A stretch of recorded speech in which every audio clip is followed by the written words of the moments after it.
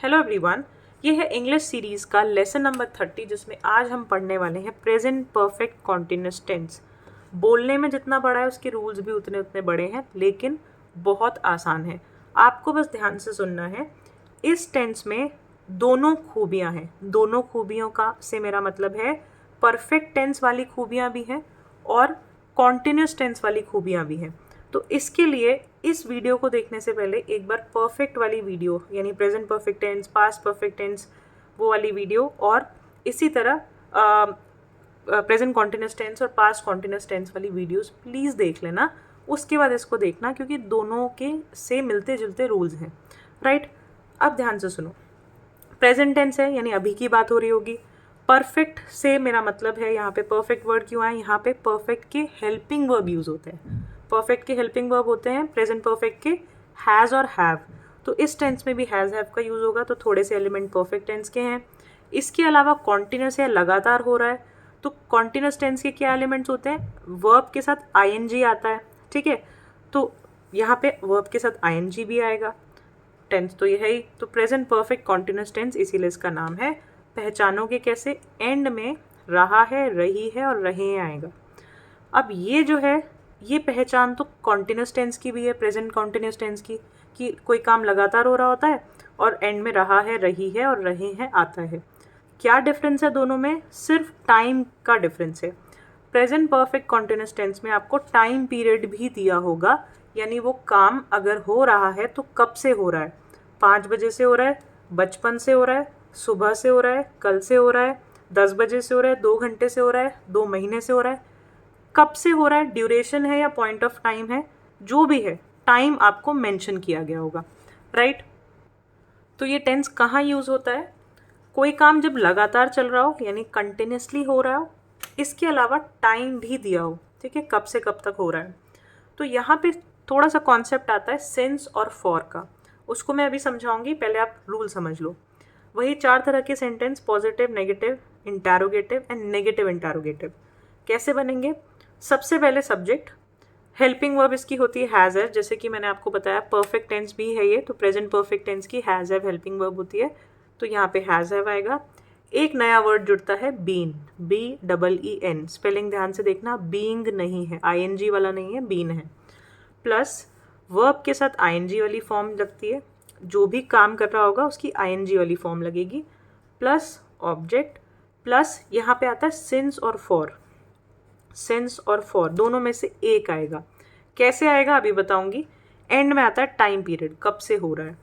Right, ये एक rule अगर समझ आ गया, उसके बाद के तीनों रूल में कुछ नहीं है, सेम वही चीज़ें जो हम पहले से पढ़ते आ रहे हैं। अगर नेगेटिव बनाना है तो हेल्पिंग वर्ब के बाद नॉट लगा दो, बाकी सब सेम है।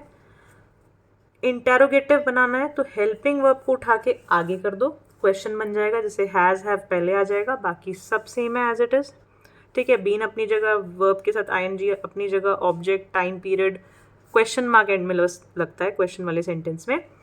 इसके अलावा नेगेटिव क्वेश्चन मार्क हो तो क्या करना है? नेगेटिव वाला ये रहा आपका रूल, इसकी हेल्पिंग वर्ब उठा के आगे कर दो, तो हैज़ हैव पहले आ जाएगा, बाकी सब सेम, ठीक है। एंड में यहाँ क्वेश्चन मार्क मिसिंग है, क्वेश्चन मार्क। रूल समझ आ गए। अब एक एग्जाम्पल से समझते हैं ये रूल्स को कैसे अप्लाई करना है। बहुत ईजी और बेसिक सा एग्जाम्पल लूँगी, जो लोग क्योंकि पहली बार समझ रहे हैं उनके लिए मुश्किल नहीं होनी चाहिए बिल्कुल भी।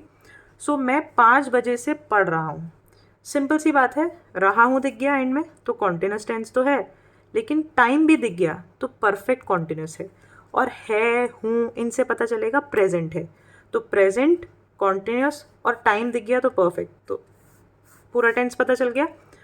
अब कैसे बनेगा? सबसे पहले मैं आई के साथ आप लगाओगे, ये फ्लो में चलता है, आई एम स्टडिंग, मैं 5 बजे से पढ़ रहा हूँ, आई एम स्टडिंग, ये गलत है। अगर यहाँ टाइम नहीं दिया हो, अगर बोला गया हो मैं पढ़ रहा हूँ, तो आई एम स्टडिंग ठीक है, मैं पढ़ रहा हूँ, I am studying is correct. लेकिन यहाँ टाइम दिया हुआ है, मैं 5 बजे से पढ़ रहा हूँ, तो आप बोलोगे आई के साथ लगता है हैव। मैंने आपको पहले भी बताया, आई और वी और यू के साथ, प्लूरल के साथ, दे वगैरह के साथ हमेशा हैव लगेगा, और एक चीज़ के साथ जैसे कि ही हो गया, शी हो गया, इनके साथ हैज़ लगता है।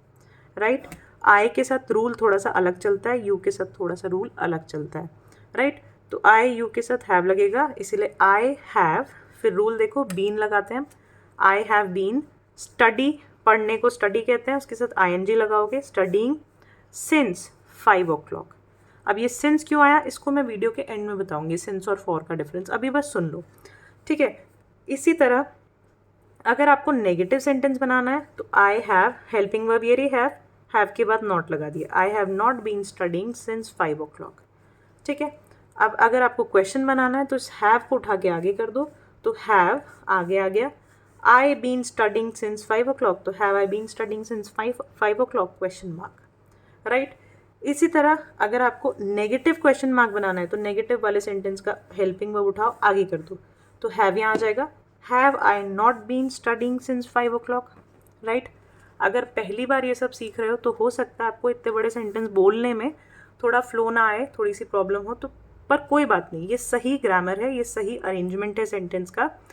प्रैक्टिस करोगे जितने हो सकता है हिंदी के सेंटेंसेस अपने सामने रखो और उनको बनाने की कोशिश करो, धीरे धीरे आप इनसे यूज्ड हो जाओगे और ये फ्लो में आने लगेगा, राइट। अब समझते हैं बहुत ही इंपॉर्टेंट चीज़, सिंस और फॉर आपको कब कब यूज़ करना है। तो ध्यान से समझना, सिंस तब आएगा जब जो टाइम दिया हो ना वो आपको उसकी सिर्फ स्टार्टिंग पॉइंट दी हो, यानी कब शुरू हुआ है बस उतना पता हो, यानी स्टार्टिंग पॉइंट ऑफ टाइम दिया हो, पॉइंट यहाँ पे ध्यान रखना इस वर्ड का, बिगनिंग ऑफ टाइम दिया हो या स्टार्टिंग पॉइंट ऑफ टाइम दिया हो। जैसे मैंने कोई काम शुरू किया सुबह, तो सुबह मुझे स्टार्टिंग पॉइंट पता है तो मैं बोलूँगी सिंस मॉर्निंग। मैंने कोई काम बचपन से शुरू किया है तो मैं बोलूँगी सिंस चाइल्डहुड, कोई काम तब से कर रही हूँ तो सिंस चाइल्डहुड, बचपन से स्टार्टिंग पता है। 5 बजे से शुरू किया, जैसे अभी सेंटेंस अभी हमने देखा था, मैं 5 बजे से पढ़ रहा हूँ, तो 5 बजे से स्टार्टिंग पॉइंट पता है, एंड कब किया वो नहीं पता, तो सिंस 5 o'clock। इसी तरह मंडे से, तो सिंस मंडे, वो काम मंडे से हो रहा है तो सिंस मंडे। 1980 से, मेरी दुकान 1980 से है तो सिंस 1980, आपने शॉप्स के ऊपर लिखा हुआ देखा होगा बहुत बार, सिंस ये, सिंस कोई सन लिखा होता है कोई भी, ठीक है, ईयर लिखा होता है यहाँ पे, ओके। तो सिंस समझ आ गया, अब फॉर समझते हैं। फॉर क्या है? फॉर हमेशा पीरियड ऑफ टाइम जहाँ दिया होता है उसमें यूज़ होता है। पीरियड मतलब होता है ड्यूरेशन, यानी एक टाइम स्पैन कि इतनी देर तक कोई काम चला है। स्टार्ट कब हुआ एंड कब हुआ वो नहीं पता, लेकिन कितनी देर चला है वो ड्यूरेशन पता है। जैसे for 2 hours, for 2 months, for 12 years, for a while, while मतलब थोड़ी बहुत देर के लिए, तो थोड़ी बहुत देर ड्यूरेशन पता है, थोड़ी देर, ज़्यादा देर, ड्यूरेशन पता है, लेकिन शुरू कब हुआ वो नहीं पता, राइट, और ख़त्म कब हुआ वो नहीं पता। तो फॉर हम ऐसी चीज़ों में लगाते हैं जहाँ ड्यूरेशन दिया हो, और सिंस हम ऐसी चीज़ों में लगाते हैं जहाँ स्टार्टिंग पॉइंट गिवन हो। आई होप ये आपको डिफरेंस अब क्लियर हुआ होगा। तो यहाँ पे देखो हमने 5 o'clock दिया हुआ था इसीलिए सिंस यूज़ किया है। अगर यही सेंटेंस होता मैं 5 घंटे से पढ़ रहा हूँ, ध्यान से समझना, 5 बजे नहीं होता, यहाँ पे होता मैं 5 घंटे से पढ़ रहा हूँ, तो I have been studying for 5 hours। 5 घंटे एक पीरियड हो गया, टाइम पीरियड, ड्यूरेशन हो गया, तो यहाँ पे सिंस हट के फॉर आ जाएगा। आई होप कि मैं आपको अच्छे से सिंस और फॉर का डिफरेंस और ये टेंस दोनों ही चीज़ समझा पाई हूँ। अगर आपको वीडियोस अच्छी लगती हैं, मेरा पढ़ाने का स्टाइल समझ में आ रहा है, तो प्लीज़ लोगों को शेयर करो, मुझे बहुत ज़रूरत है इस टाइम। जितना ज़्यादा वीडियो शेयर होंगी उतना ज़्यादा अच्छा है। लाइक करो, सब्सक्राइब करो। Thank you for watching.